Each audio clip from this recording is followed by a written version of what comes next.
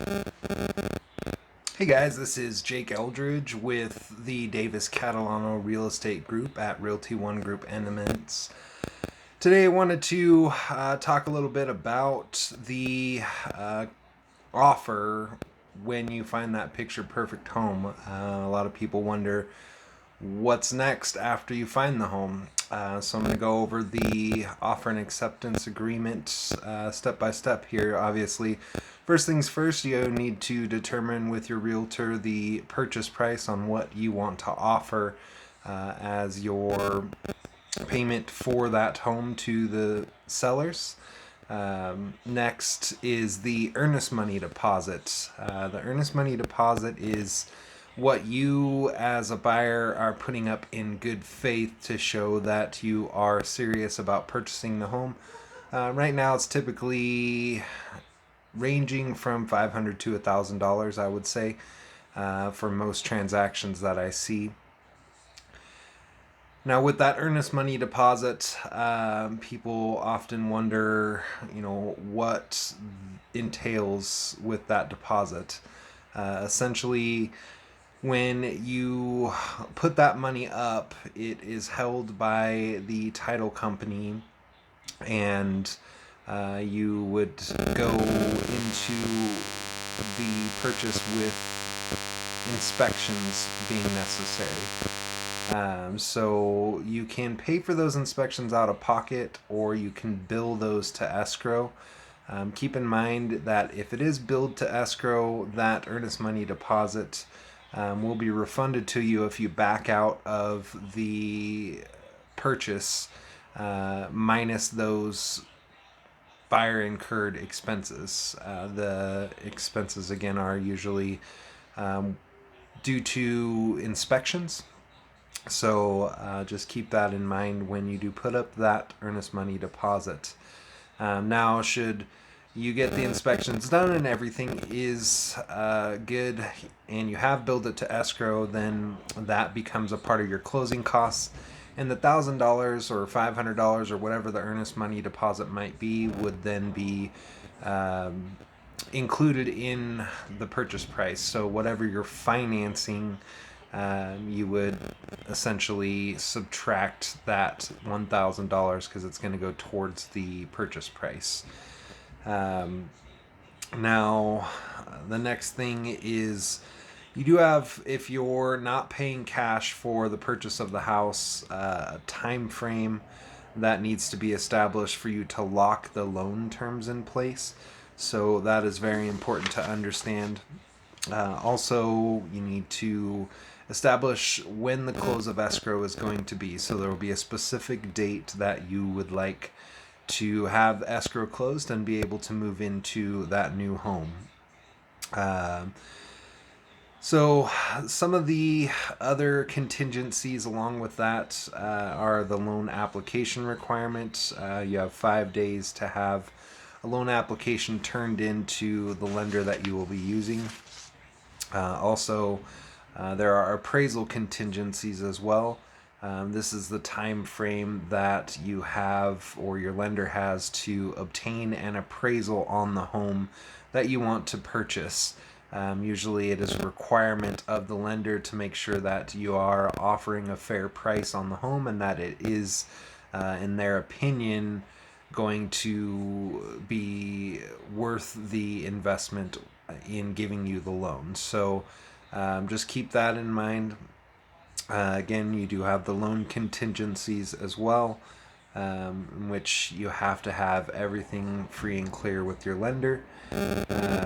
Another contingency that you will see sometimes is if you are, say, stepping up to purchase a bigger home because your family is growing and you need to sell your home in order to come up with the money to purchase your new home, the bigger home, whatever it might be, then there is a lot of contingency periods and dates for a home that is contingent on you selling your home. So just keep that in mind.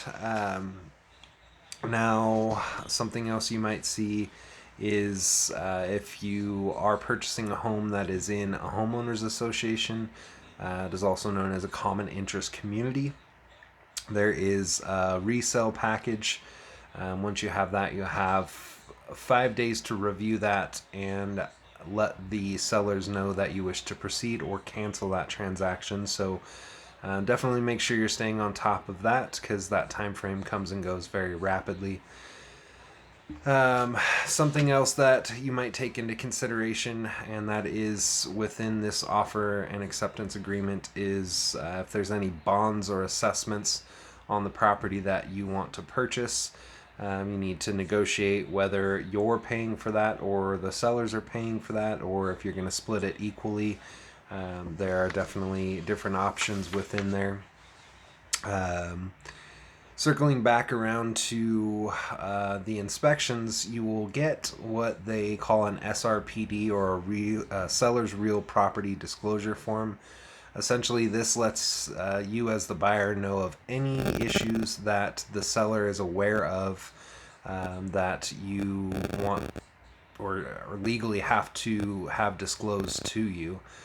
So you'll have to review that and sign off on that as well. And that does need to be done immediately as well, so make sure that you're doing that as soon as you get that SRPD form.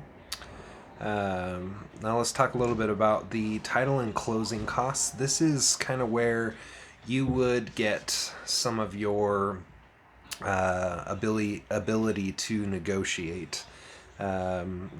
Typically a seller will pay for the owner's policy of title insurance, and then a buyer pays for a lender's policy of title insurance. But again, this is negotiable, so you can play with that as well and ask a seller to take care of all of those costs, but it just depends on the situation.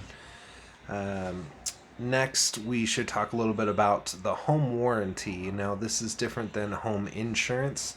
The home warranty typically will cover your items such as, your stove, your refrigerator, things like that. Say you purchase the home and it includes that stove or refrigerator or appliances.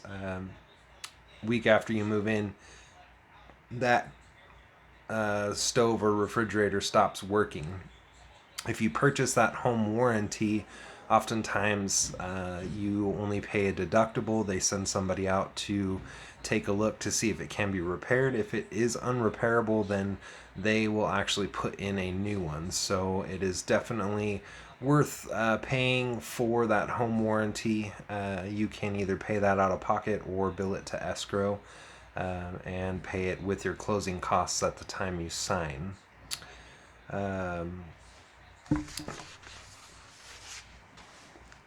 The inspections, circling back to that, there's multiple types of inspection. There's pest inspection, home inspection, heating and cooling.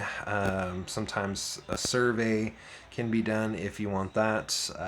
There's properties that are in remote areas that have wells and septic systems. Those typically you again see in more rural areas. Fireplace inspections, wood burning device inspections, all of these you have the ability to obtain as you're moving forward towards the purchase of the home. So just keep that in mind. Also, again, in those rural areas, sometimes you'll see oil tanks for heating of the house. Those definitely need inspection if you're in one of those rural areas. There's also lead-based paint. Any homes built prior to 1978, paint used to have lead in it, so some people will order that lead-based paint.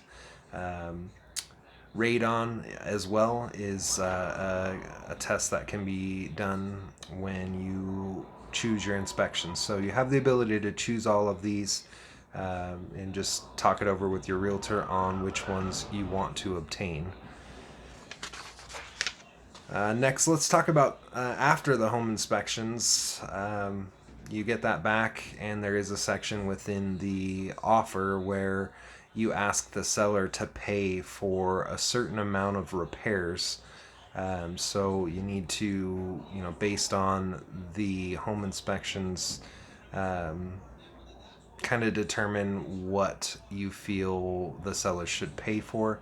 Again, typically the offer goes in prior to the inspections, so usually we'll put $1,000 in there.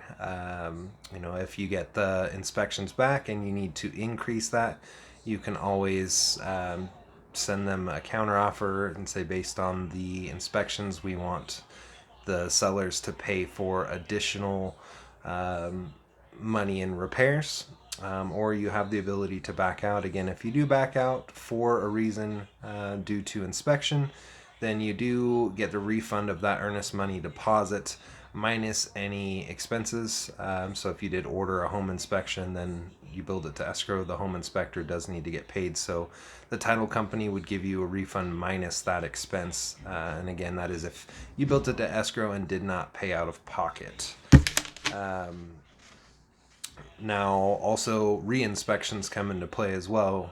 Should you work that out and sellers agree to pay for repairs, you can have your home inspector come back out and re-inspect to make sure those repairs were done correctly. And I definitely recommend that as an option as well. And then again, in the contract, you would essentially let them know, who, whether you're paying for that reinspection, or you can also ask the sellers to pay for it. Every property obviously does have the ability for you to take a final walkthrough and make sure that everything is working properly. There is actually a form that you would send off after doing that to, state that you have done the walkthrough and are satisfied with the condition of the property. So that's that. Now, the other things, there's some forms that your realtor has to share with you and that you have to acknowledge you've received. So there is a section where there will be boxes checked with all of these different forms, and your realtor will go over all of those with you as well.